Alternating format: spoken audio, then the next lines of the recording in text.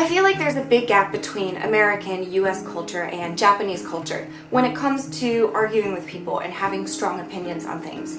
Of course, this is just a huge generalization. Every person is completely different, but one of the things that I noticed when I first came to Japan was the seemingly lack of strong opinions by people here, or at least the lack of willingness to express their strong opinions. Now, this is not including arguments on the internet. You will find crazy people arguing about everything on the internet, and I don't think that's a good reflection of people in real life.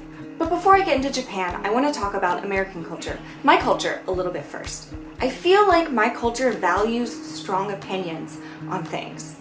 Even if you don't really know much about it, or even if you don't really care about it, you're almost expected to take sides in arguments. In our school system, at least when I went through school, and I imagine it's still pretty similar, every year in English class we had to write countless argumentative essays. An essay with an introduction, a thesis statement stating your argument, 3 paragraphs supporting your argument, and then a conclusion. We wrote these on all sorts of controversial subjects, from gun control to the death penalty to probably abortion. I don't even remember all of them. But we were given subjects and we had to take a side and then defend that side.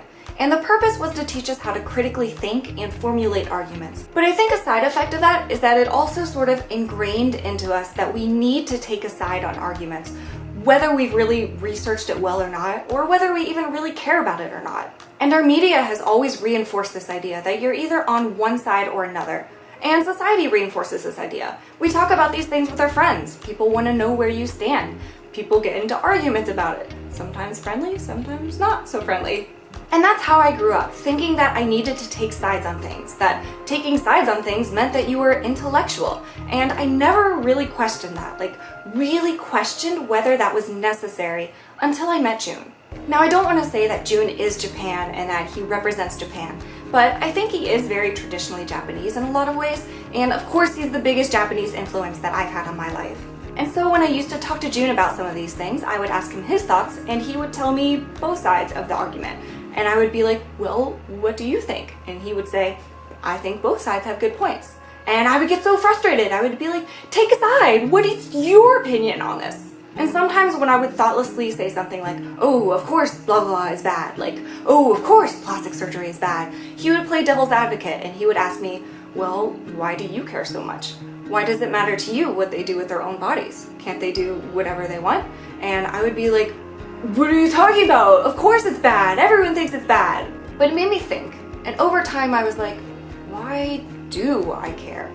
It really isn't any of my business. And I don't know where the exact change was. It was probably very gradual. But eventually I just sort of stopped having a lot of these strong opinions that I used to have.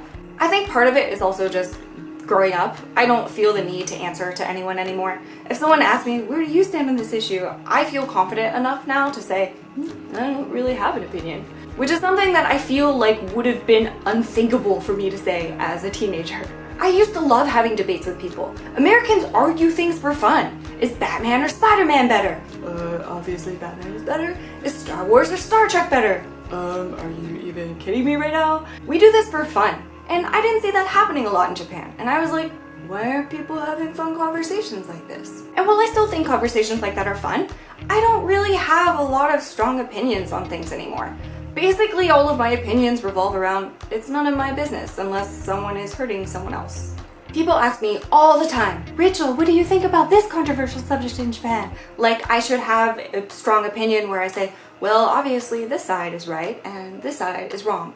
But I don't, which for some reason makes some people really angry that I'm not completely on their side and trashing the opposing side. And when I read comments like that, it's really shocking to me. This has happened a few times before. Like when I talked about whaling, I completely understand both sides of the arguments. I'm not really on a side, but people would write comments and they would be so angry that I wasn't completely on their side. I was just in the middle and people didn't like that. I understand where the other side is coming from too. Like when we talked about microaggressions, I said those things don't bother me at all. I don't care if they happen to me at all, but I also don't care if it does bother someone else. People got really angry at me that I didn't completely trash those people who do get bothered by it. You want me to get angry at people? You want me to be hateful and rude towards someone else's feelings? This is really confusing to me, the idea of getting angry at someone for being in the middle. But then I remembered how much it used to bother me when June didn't take my side on things and refused to do anything but be thoughtful and neutral. So I do remember being like that. I used to be like that. I used to feel like June having no opinions meant he didn't care about things and that it was a bad thing not to feel passionately about something. But I think that was my cultural bias because we really value passion. We idolize people who stand up for their beliefs. And while I still understand that, now I also see that June wasn't being apathetic and indecisive. He was being thoughtful. He was being open to new ideas and recognizing that every side has reasons for feeling the way that they do. He was being a nice person. And I've always known June is a nice person. It's really obvious that June is a super nice person. I've always looked up to him for that.